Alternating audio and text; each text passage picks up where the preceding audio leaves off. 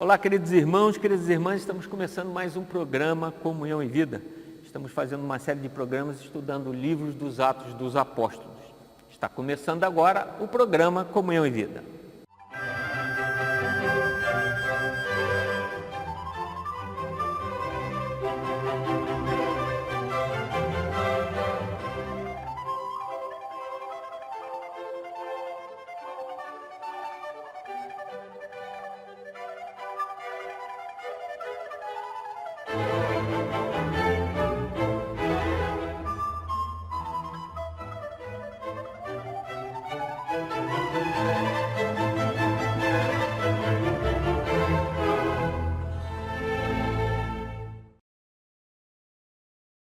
Estamos de volta com o programa Comunhão e Vida.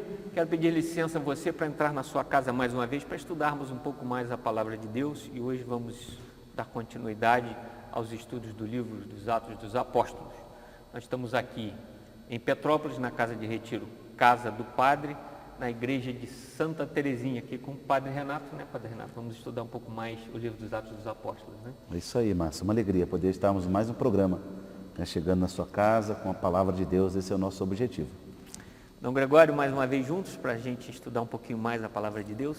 É uma graça muito grande, agradeço a você, Márcio, ao Padre Renato e a você, meu irmão e minha irmã, que abriu a porta do seu coração para que nós pudéssemos aí chegar com a palavra viva, a palavra de Deus. E hoje eu convido a você que abra a sua Bíblia no capítulo 19 do livro dos Atos dos Apóstolos, a beleza desse livro que vai nos mostrar a caminhada dos apóstolos após a ressurreição e a ascensão de Jesus. Então esse livro deseja nos iluminar pelo exemplo dos apóstolos para que, como eles, tenhamos a coragem de pregar a palavra de vida, a palavra de verdade, que é a própria pessoa de Jesus Cristo, que deseja iluminar os nossos corações, a sociedade onde nós vivemos e trazer salvação para todos. Então, vamos juntos nessa caminhada, porque temos muito a aprender com a palavra de Deus. Bom, pedir então ao Padre Renato que leia para a gente o capítulo 19, né? Isso, o capítulo 19, logo do versículo 1, diz assim: Enquanto Apolo estava em Corinto, Paulo viajava pelo interior até chegar a Éfeso. Aí encontrou alguns discípulos e lhes perguntou se haviam recebido o Espírito Santo depois de abraçar a fé. Responderam-lhe: nem sabíamos que existe Espírito Santo. Perguntou-lhes: então, qual batismo recebestes? Responderam: o batismo de João. Paulo replicou: João pregou um batismo de arrependimento, recomendando ao povo que cresce naquele que viria depois dele, isto é, em Jesus. Ao ouvir isso, batizaram-se, invocando o nome do Senhor Jesus. Paulo lhes impôs as mãos e veio sobre eles o Espírito Santo e começaram a falar em línguas e a profetizar. Eram 12 homens. Depois entrou na sinagoga, onde falou abertamente por 3 meses, discutindo de modo convincente sobre o reinado de Deus. Porém, visto que alguns se endureciam, se negavam a crer e difamavam o caminho diante do povo, Paulo se afastou deles, levou consigo os discípulos e continuou discutindo diariamente na escola de certo tiranos. Isso durou 2 anos, de modo que todos os habitantes da Ásia, judeus e gregos, ouviram a palavra do Senhor.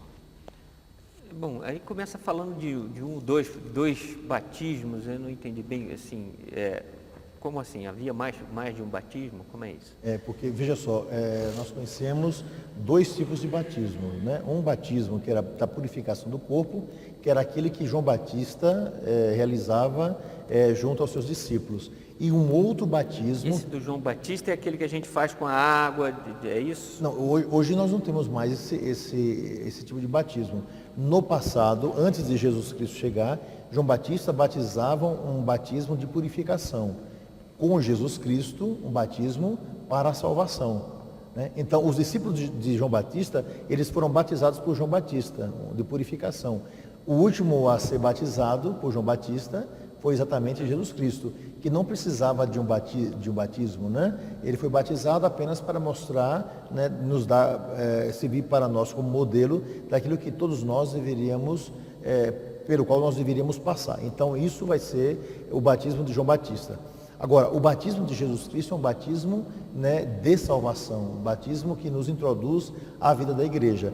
Esses homens aqui, eles foram batizados conforme o batismo de João Batista. O batismo de João Batista não dava àquelas pessoas, né, a graça do Espírito Santo, né? Só que o batismo de Jesus era um outro batismo. Então, quando eles chegaram lá e falaram que foram batizados, mas não tinham ainda recebido a graça, né, total, então Paulo vai ficar admirado. Então, que batismo vocês receberam? Batismo de João Batista. Não foram batizados em nome de Jesus para que pudessem receber o Espírito Santo. E é interessante que eles ficam admirados. Existe um Espírito Santo? Porque para algumas pessoas, mesmo já tendo abraçado o cristianismo, né, no passado, eles imaginavam que existia apenas o Pai, né, Deus, né, e Jesus Cristo, né, a pessoa de Deus, né, o Deus Pai, e a pessoa de Jesus Cristo. Mas alguns desconheciam que, né, o Espírito Santo também é Deus. É um só Deus em três pessoas. Um só Deus em três pessoas. Nós somos monoteístas. Monoteístas, perdão, né? Monoteístas. Então, essa é a graça que nós encontramos, né, nessa pregação. Porém, o Espírito Santo é Deus, né? E aqueles homens precisavam receber, né, o Espírito Santo. Então, o que é que Paulo vai fazer? Paulo vai batizar essas pessoas com um batismo, né, em nome do Pai, do Filho e do Espírito Santo, que aqui nós lemos é um batismo em nome de Jesus Cristo, que é esse batismo, né? Que a gente batiza em nome do Pai, do Filho e do Espírito Santo. Então, é essa graça, essa beleza que nós encontramos. A partir daquele momento em que eles recebem esse batismo, então eles vão estar totalmente inundados por uma graça nova, que vem pelo Espírito Santo e começam a falar em línguas estranhas, né? Então, o que são essas línguas estranhas? Ninguém pode imaginar que essas línguas sejam línguas, você recebeu o Espírito Santo, começa a falar inglês, né? Assim você batizava para que o menino começasse a falar, né? Quando se fala uma língua estranha, está se dizendo o seguinte: já não tem mais como expressar uma alegria no meu coração, não é? Daquilo que o Espírito Santo deseja me dar. Então minha alegria é tão grande, minha alegria é tão imensa, que eu começo a lançar para fora uma palavra que eu nunca disse, uma forma de louvar como eu nunca louvei. Vou dar um exemplo prático, que seria mais ou menos isso, apenas de uma forma figurativa.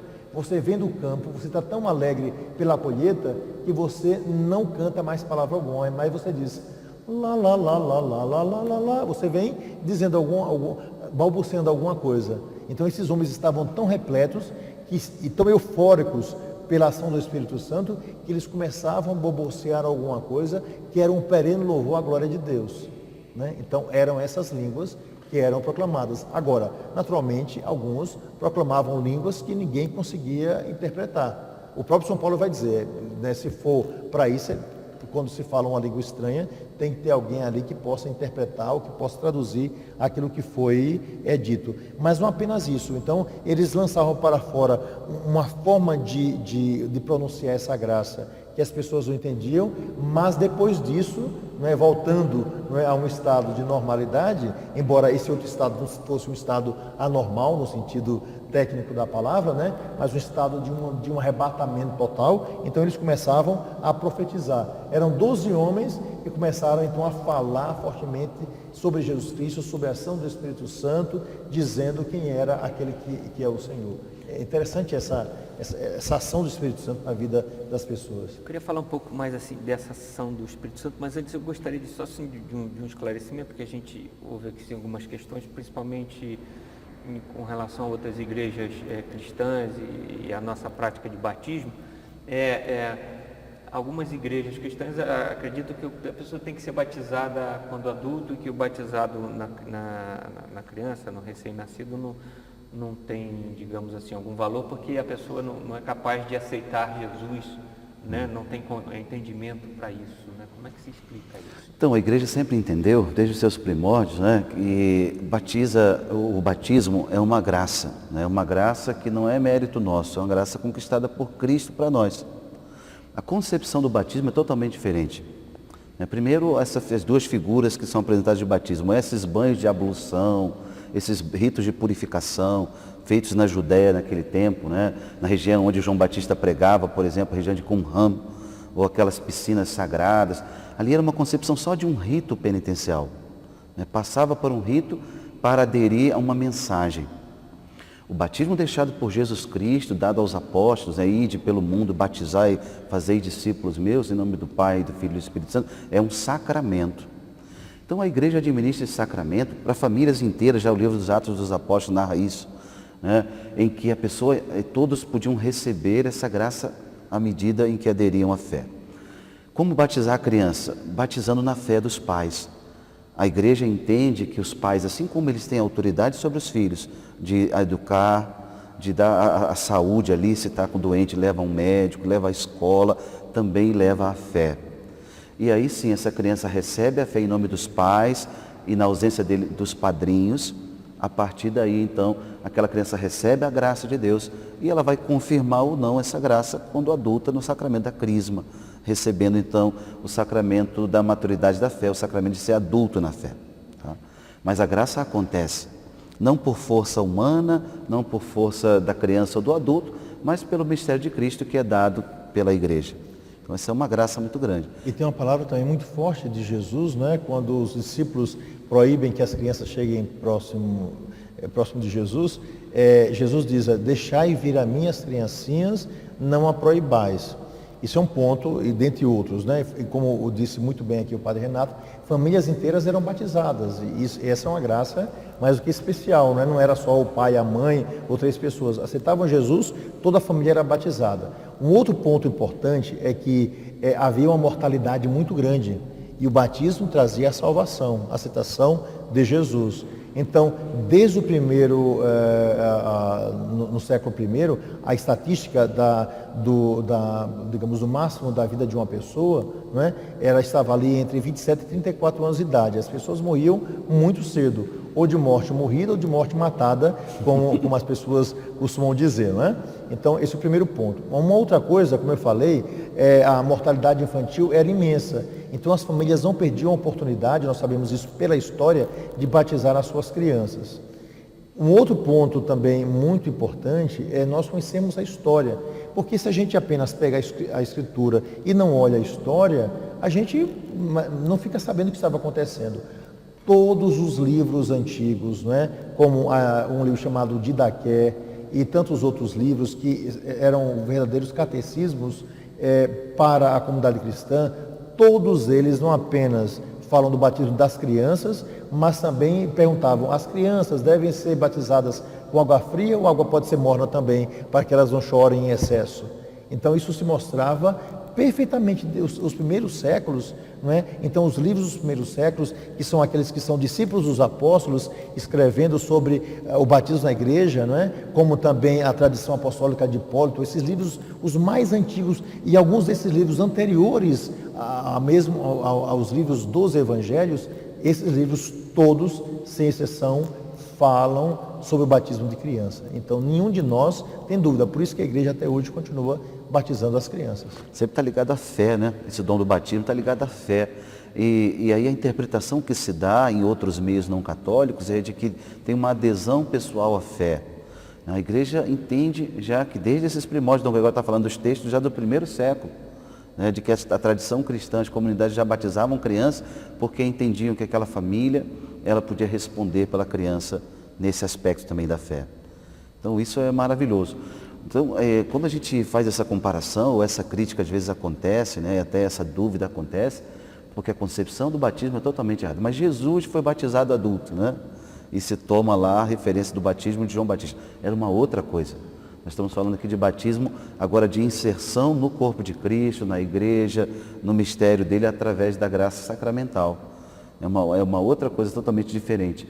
E por isso a igreja, já no primeiro século, no segundo século, Dom Gregório citou a Didaquê. Né? Quem está nos acompanhando é fácil achar isso nas livrarias católicas, textos como esse na internet. A Didaquê é um catecismo dos primeiros cristãos. Até durante muito tempo, a igreja pensou até que fosse uma carta que deveria ser inserida no cânon das Escrituras. né? Uma das cartas bíblicas de tanta proximidade com o ambiente apostólico que tem aquele documento. Né? A tradição apostólica de Hipólito e tantos outros textos citados no primeiro século, no segundo século, já mostrando isso, que famílias inteiras eram batizadas e essas famílias continham também crianças. Bom, está na hora dos comerciais, nós vamos dar uma paradinha, não sai daí, voltamos já.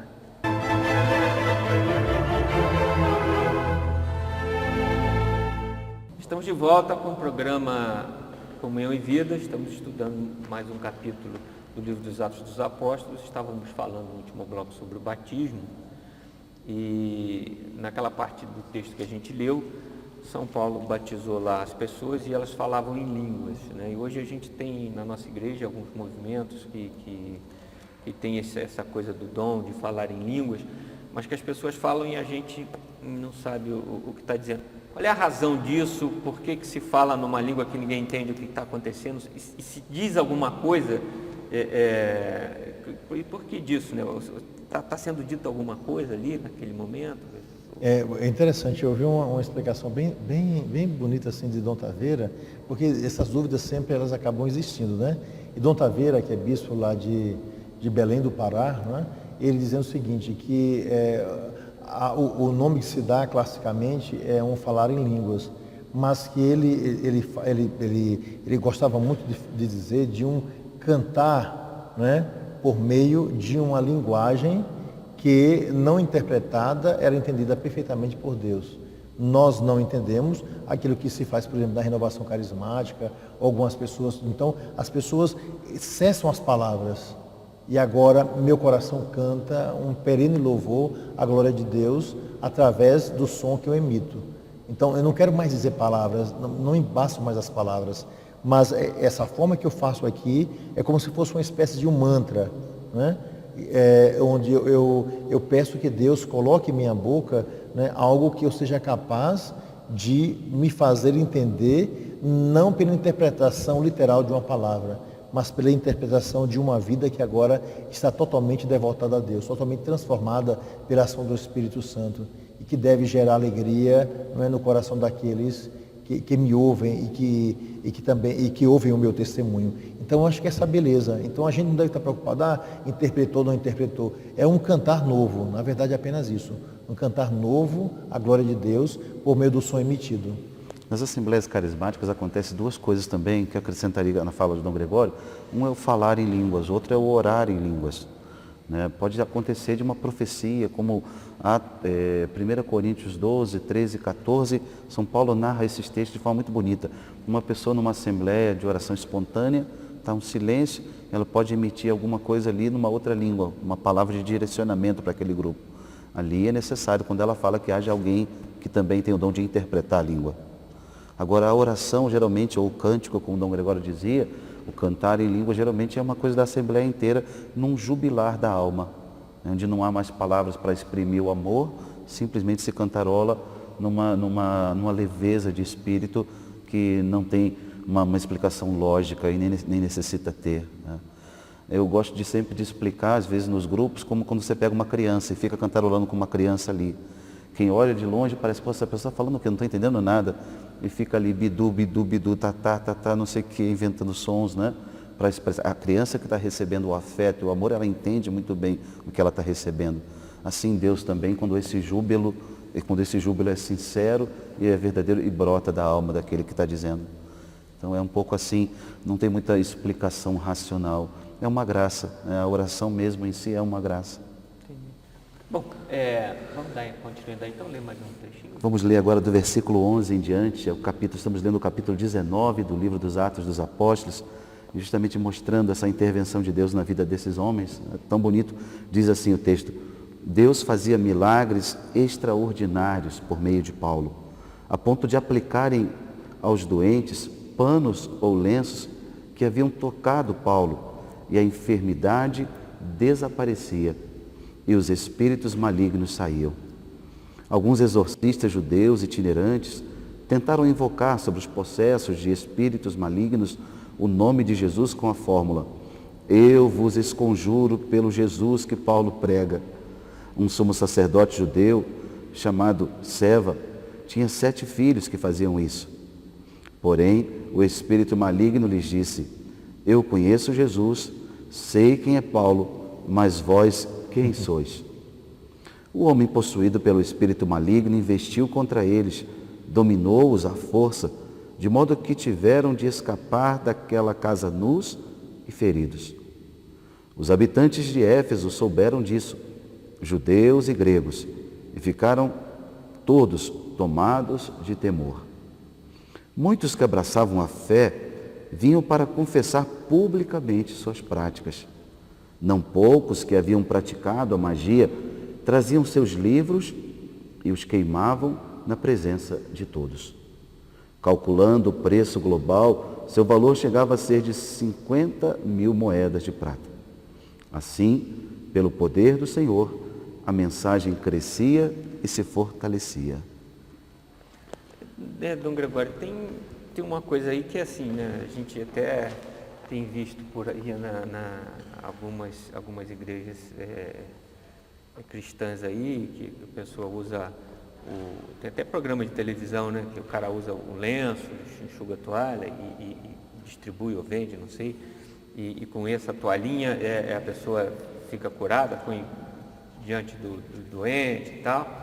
Ou põe um copo d'água na frente da televisão e a pessoa faz uma oração para tomar aquela água para curar e tal. E se é possível, Paulo faz uma coisa dessa, né? O que é isso, né? Quer dizer, aí você passa a ter um objeto que tem alguma força para curar. É interessante, a gente tem que ter um cuidado muito grande, porque uma coisa é um sacramental, né? Que nos leva naturalmente a Deus. A outra coisa é o curandeirismo. Vejo que essas pessoas, elas faziam com que esses lenços tocassem o corpo de Paulo, mas eram essas pessoas que buscavam isso. Não era Paulo que ficava distribuindo lencinho ou cobrando por lencinho para que as pessoas fiquem curadas. Então a gente tem que ter um cuidado muito grande, porque entre uma coisa e outra, entre o curandeirismo e a verdadeira fé, a distância é de um fio de cabelo. Então o cuidado aqui tem que ser realmente muito grande.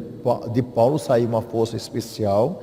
Nós sabemos aqui, como se diz, as pessoas, né, tinham esses lenços ou pedaços de panos tocados no apóstolo, e por causa da fé, por aquilo que as pessoas levavam, por uma graça especial de Deus, essas pessoas eram curadas.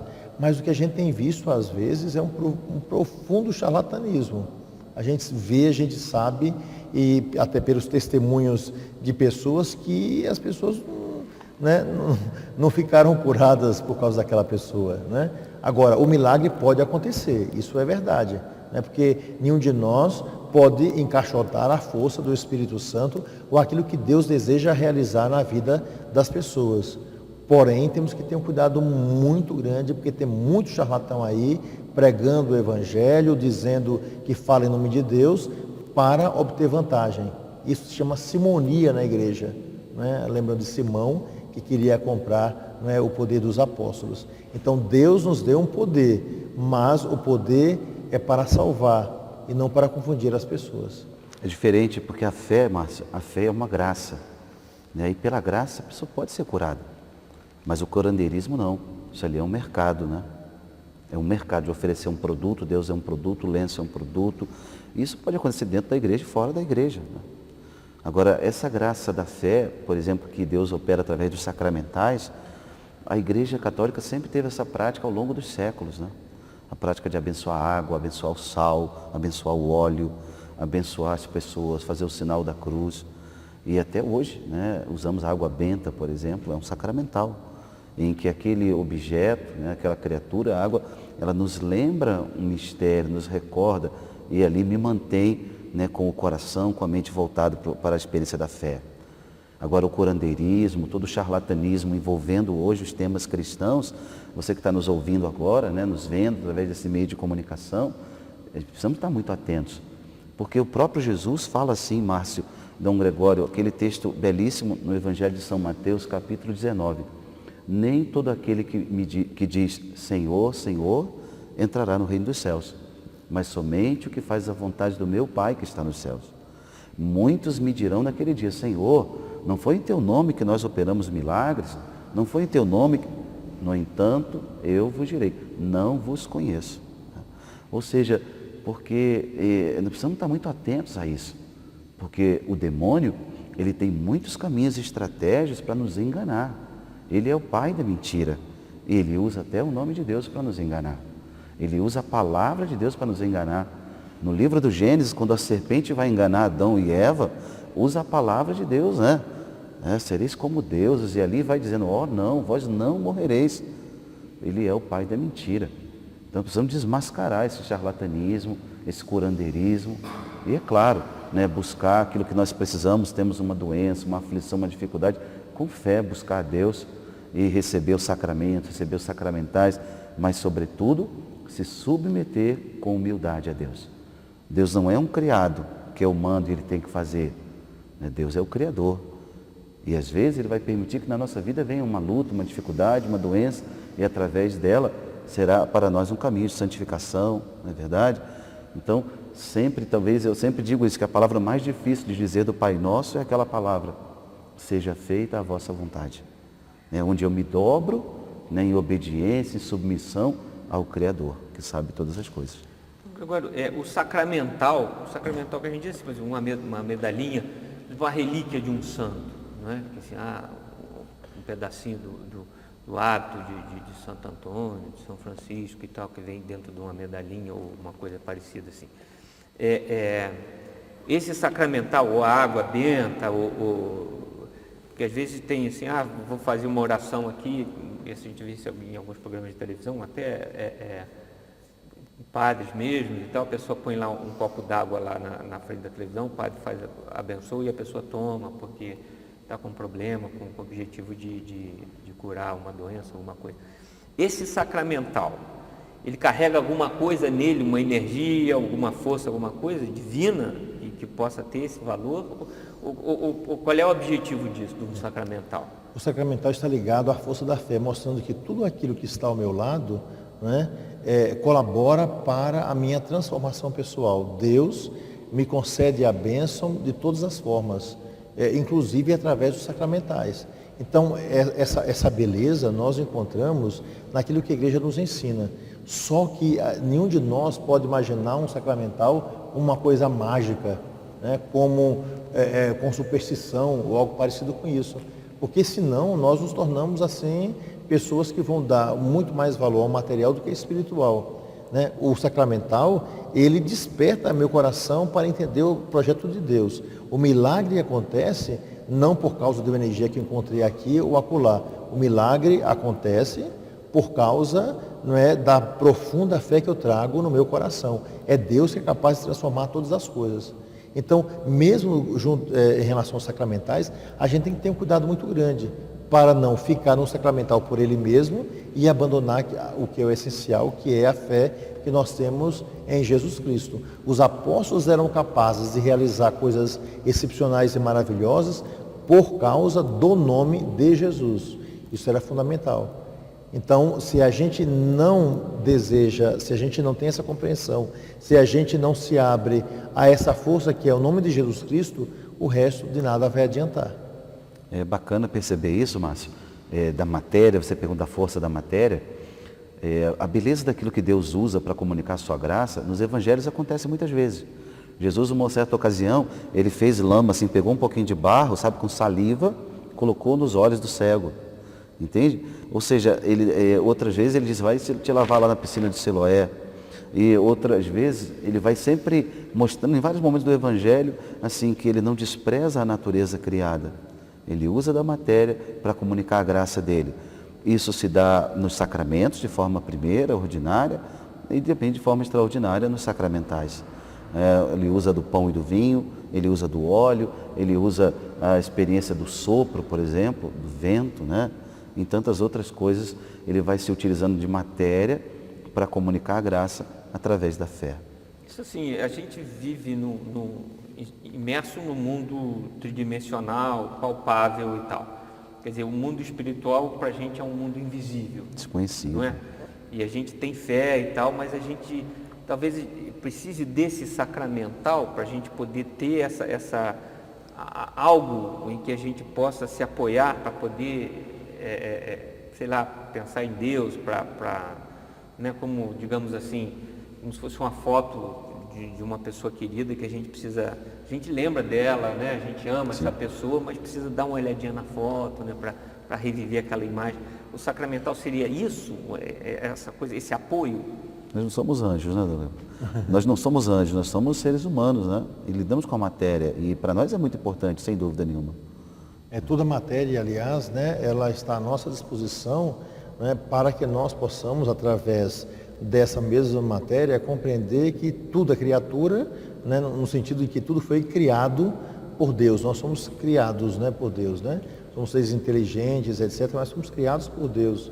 Os anjos foram criados por Deus também. A matéria foi criada por Deus através do seu longo, né, do espaço de criação e de paciência. É uma graça muito grande quando nós temos essa compreensão. E é interessante perceber que nós, mesmo cristãos, de uma forma geral, nós temos a necessidade dessa matéria. Não é à toa que, por mais que eu diga, não, aqui eu só quero a Bíblia como resposta para a minha vida, você pega a Bíblia, você abraça a Bíblia, você beija a Bíblia, né, mostrando que como o contato com aquilo que é material é fundamental. Como Deus é um ser, né, sem corpo, né? O Pai não tem físico, embora Jesus Cristo tenha um corpo glorioso, né? Então nós precisamos dessa mediação, né? Pelo material nós chegamos ao totalmente espiritual, né? Então a gente tem às vezes uma medalhinha, a gente pega a Bíblia, a gente abraça a Bíblia, beija a Bíblia, a gente fala desse amor que eu tenho à palavra de Deus, materialmente falando, a gente pode ter uma imagem, a gente pega alguma coisa que fez parte da vida de uma pessoa que viveu profundamente a santidade. Então nós precisamos, todos nós temos essa necessidade da mediação do material para chegar ao totalmente espiritual. Bom, está na hora dos comerciais, nós vamos dar uma paradinha e voltamos já.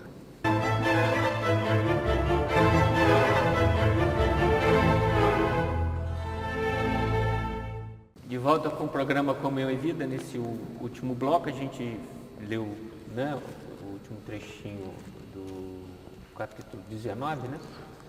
E aí, mas no finalzinho fala de possessão demoníaca, essas coisas, Dom Gregório.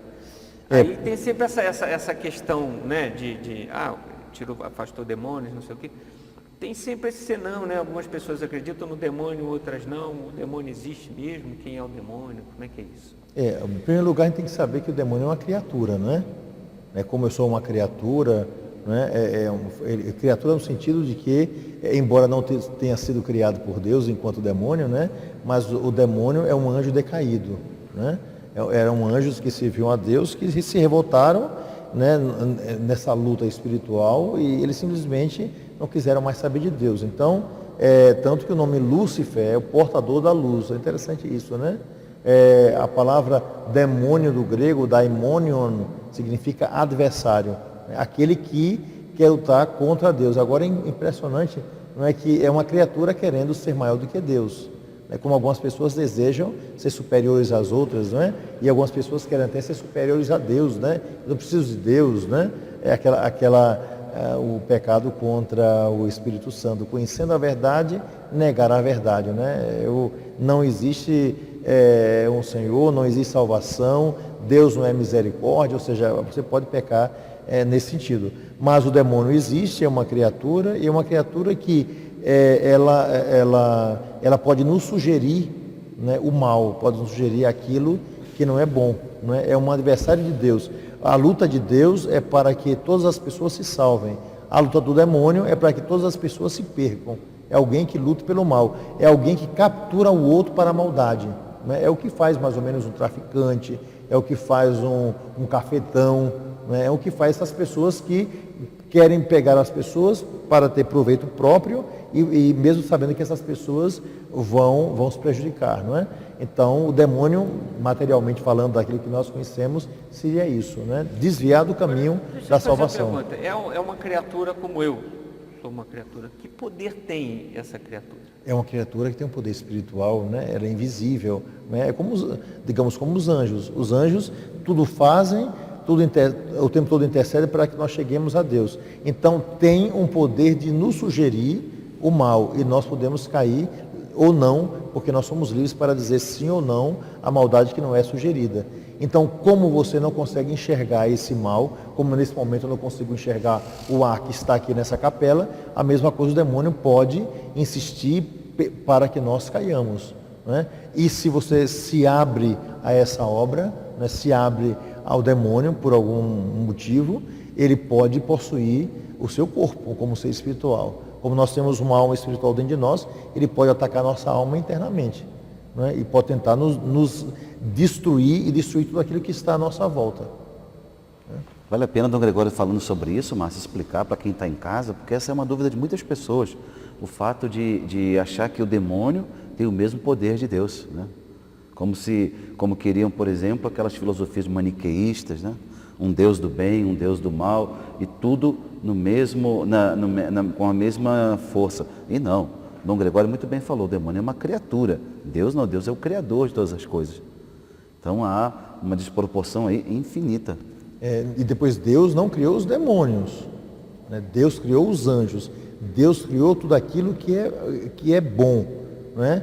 Os demônios são aqueles anjos que caíram e que trouxeram para nós essa maldade que existe no mundo, não é? Nós nos abrimos a essa sugestão, a essa maldade. Então, quem é que está no início de toda a maldade, todo o pecado?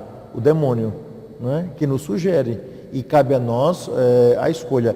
Exatamente aquilo que aconteceu ali com Adão e Eva, não é? A serpente, que assim, o demônio simbolizado pela serpente, né, sugeriu, olha, coma, não enfiou na boca de Eva, dizendo, agora você vai ter que comer de qualquer jeito, não fez isso não, né? Sugeriu, Eva foi livre para experimentar, né? E o pecado, né, nesse simbolismo do livro do Gênesis, né, na transição do capítulo 1 para o capítulo 2, nos mostra ali a queda da humanidade como um todo, né? E essas figuras, esses seres, não eram para estar presos no inferno, não? Solto por aí. Como Deus está em todos os lugares, porque o mundo espiritual está ligado a nós também, que ainda vivemos nesse mundo aqui profundamente material. Deus está presente em nosso meio. O próprio Jesus disse, quando 2 ou 3 estiverem reunidos em meu nome, eu estarei no meio deles, né? Esses seres não estão fechados em uma jaula. Eles estão totalmente soltos. É uma imagem material também que se tem do inferno, né? Como uma imagem material que se tem do céu, né? A gente acha que o céu é um lugar, ou o inferno é um lugar, está todo mundo trancado lá dentro de um quartinho com a chave fechada. Seria ótimo e fácil se fosse assim, né? Mas o mundo espiritual não tem esse poder de limitação que temos no mundo físico, no mundo material, né? E por outro lado, nós temos que ter um cuidado muito grande, porque às vezes nós percebemos que algumas pessoas o tempo todo pregam falando do demônio, porque o demônio faz isso, porque o demônio faz aquilo. Não é quase que uma imposição do medo sobre as pessoas. Nós não devemos ir por esse caminho. Nós devemos pregar, não é Jesus Cristo, nós devemos pregar a Deus, não é? Nós devemos pregar pela força do Espírito Santo. Então nós devemos pregar um só Senhor, porque só existe um Deus e acabou, né? Um Criador e acabou. Não existe nada, né, que esteja acima de Deus, então acabou. Como o demônio é uma criatura, nós devemos o tempo todo tentar nos livrar dele, mas olhar sempre para Deus, porque às vezes algumas pregações falam de Deus, né, e falam do demônio, comparando Deus ao demônio. Nós não podemos fazer isso, porque se nós pusermos lado a lado Deus e o demônio, nós nos tornaremos politeístas. É como se fosse um Deus do bem e um Deus do mal. Isso não existe. Só existe um Deus e acabou. Um Deus e acabou. Agora, nós nos livramos dessas forças malignas, como nós nos livramos do ladrão, fechando a nossa porta, não é, evitando que a maldade chegue à nossa casa. Não é? Isso é que nós fazemos. O próprio Jesus, na oração que ele nos ensinou, ele pediu que nós rezássemos. Um dos pedidos ao Pai era esse, né? Livrai-nos do mal, livrai-nos do maligno, e não nos deixeis cair em tentação. Esse livrai-nos do mal, livrai-nos do maligno, é livrai-nos de um ser mesmo, maligno, que usa a sua liberdade para fazer o mal, para querer o mal, para se colocar como adversário de Deus. Então a gente reza pedindo, como Jesus ensinou, que nos livre. O próprio Jesus no Evangelho teve vários confrontos diretos com o demônio, né? Algumas vezes ele chegava numa sinagoga, e na sinagoga, ali, o demônio se manifestava, eu sei quem tu és. Por que ele sabe quem é Jesus? Porque ele é um anjo. né? Ele é um anjo, ele tem um conhecimento espiritual. E assim, ele se manifestava ali, revelando alguma coisa. Então, Jesus várias vezes teve confronto. Assim como a gente não pode ter de cair nessa tentação de comparar Deus com o demônio e ficar nessa pregação aí maniqueísta, também a gente não pode cair nesse psicologismo, nesse racionalismo de o demônio não existe. Porque também há algumas pregações assim, na parapsicologia, por exemplo, né? Alguns estudiosos começam a ver manifestações somente na linha da parapsicologia e não acreditam na ação do mal. Obviamente, a ciência parapsicológica tem o seu lugar e ela é muito importante, né? Não a negamos, porém, o demônio também age e tem a atuação dele no meio do mundo, né? Como a gente aprende com o próprio Jesus, que nos pede para que o Pai nos livre da ação dele. Ao longo da história da igreja, nesses 20 séculos também, a igreja, em cada diocese, né, um bispo, o Senhor elege um padre exorcista que vai cuidar daqueles casos, por exemplo, de possessão do demônio, né, de obsessão, de opressão, de contaminação espiritual a partir desse campo. Então, a igreja é muito prudente, muito sábia, nesse sentido de discernir também o que é uma ação psicológica, o que é uma ação maligna, espiritual. Pois é, como é que, Dom Gregório, como é que se pode distinguir uma coisa da outra? Como é que eu sei que o cara está possesso ou o cara é maluco mesmo? Aí, realmente, isso aí tem que ser feito através de um psiquiatra, né? Quando alguém chega para nós com um sinal de possessão, a primeira coisa que nós fazemos é conversar com a pessoa, nós ouvimos, etc. Ali mesmo, naquele instante, já se manifesta uma rejeição total à fé ou não, né? A pessoa não sabe, né? E nós, né, aqueles que têm essa graça, né, foi convidado para exercer essa função, já na primeira conversa você sabe o que tem de psicológico, o que tem de demoníaco. E você vai aprofundar isso através de outras conversas. Então, se por acaso a pessoa tiver apenas uma histeria ou algo parecido com isso, o caminho que o sacerdote vai fazer você precisa de um psiquiatra. Você tem que ir a um psiquiatra, vai fazer depois um acompanhamento ou com um psicanalista ou com um psicólogo, e isso são coisas da sua cabeça. Agora, a gente sabe realmente o que é possessão. Eu diria até o seguinte, de cada 100 casos que a gente recebe, né, 5 casos são de possessão e 95 são casos de psiquiatria. É caso que o médico pode resolver, né? É interessante que a ação, né, do demônio na vida, na alma da pessoa, às vezes também tem níveis, né, em que a pessoa vai abrindo essa liberdade dela. Há casos de que são possessão mesmo, há outros casos de uma opressão, né, de níveis assim nas faculdades interiores da pessoa, em que a pessoa está oprimida e ela fica ali, né, naquele combate, ou às vezes de uma obsessão também, né? E na maioria desses casos sempre tem ali uma fraqueza psicológica, alguma dimensão psicológica em que a pessoa não tem domínio tal, né? E outras vezes não, casos mesmo como o Dom Gregório citava, ali em 105 casos, né, uma estatística talvez da sua experiência de exorcista, né, que é interessante notar, para não atribuir tudo a uma possessão, né, por fenômenos estranhos. Eu acho que esse assunto para a gente fazer um programa só sobre verdade, ele, né? E agora o assunto já não dá mais para a gente dar sequência, porque chegamos aí ao finalzinho do nosso programa. Agradeço você aí, a oportunidade de podermos estar juntos mais uma vez, estudando um pouco mais a palavra de Deus. Agradeço a você, Padre Renato, por essa oportunidade, né? Obrigado, eu que agradeço. Foi muito bom estar aqui com vocês no dia de hoje, nesse programa. Você que está em casa, obrigado pela sua audiência. Então, Gregório, obrigado também mais uma vez e fica com o senhor aí o encerramento do nosso programa. Eu agradeço, Márcio, agradeço ao Padre Renato, agradeço a toda a equipe técnica que trabalha conosco, né, fica atrás das câmeras aí, a gente não percebe, mas é um pessoal, né, perseverante, uma graça muito grande, né, tê-los aqui conosco, como também você, meu irmão, minha irmã, que em sua casa abre o seu coração para que a palavra de Deus seja mais facilmente compreendida. Explicamos essa palavra de uma forma assim muito simples, porque desejamos que você conosco possa fazer a experiência dessa maravilha que o Senhor colocou, nos deu de presente para que a gente possa realmente caminhar nesse mundo e alcançar o próximo. Pois bem, eu gostaria de concluir o nosso programa contando uma historinha para você que fala exatamente sobre as artimanhas do demônio. Então, com essa historinha, nós vamos concluir o nosso programa de hoje. A história diz o seguinte, que certa feita, o diabo resolveu fazer a liquidação da sua loja de artimanhas. Ali estavam todos os produtos que ele utilizava para tentar as pessoas. Lá estavam espelhos imensos que as pessoas olhavam para eles e se sentiam maiores do que elas realmente eram e se enchiam de orgulho. Ali também tinha espelhos pequenos em que as pessoas, ao olharem, se sentiam esmagadas, com baixa estima, e vários outros instrumentos que o diabo utilizava para tentar as pessoas.